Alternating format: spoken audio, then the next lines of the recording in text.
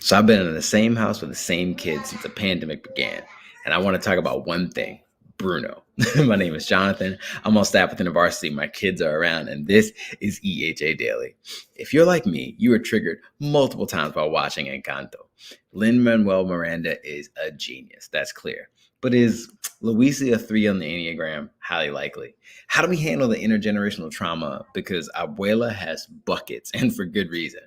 And is the family madrigal song just a big genogram and the rest of the film an exploration of how to deal with tensions that arise from estrangement, assumptions, and how not to engage in conflict? I mean, Bruno was in the wall the whole time, and Delores knew it and said nothing. Like, she literally didn't talk about Bruno. The layers are many. One quote that played in my mind as I reflected on the film was from theologian Randy Woodley.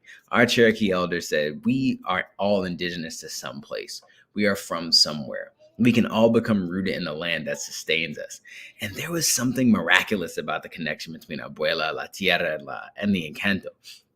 And like, now we need that whole story. The truth was uncomfortable and inconvenient and therefore resisted. But what if Mirabel and Bruno had the tools to talk through where they came from and where they are now, and not just a miracle, but what was lost and left behind and the fear of losing home again? See, if you have your elders in your life, they hold so much more than jokes and recipes from when we were little, right?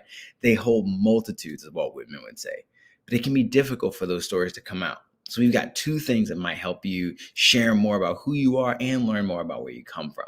So go to patreon.com/IVED and download our ethnic identity interview and the Where I'm From poem exercises. If you've got the 12 Lies That Hold America Captive, the book that I wrote, they're in the back. It's much easier and a little more simple and definitely more fun to learn about where we come from when there isn't conflict or crisis. And this poem exercise and the interview structure, which you can follow literally or just use as a frame, are great spaces for these conversations to happen.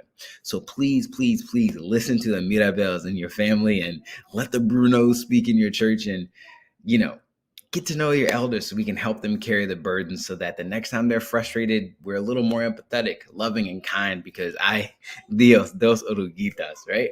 Gracias, familia. Hasta mañana. My name is Jonathan. This is EHA Daily. I'll see you tomorrow.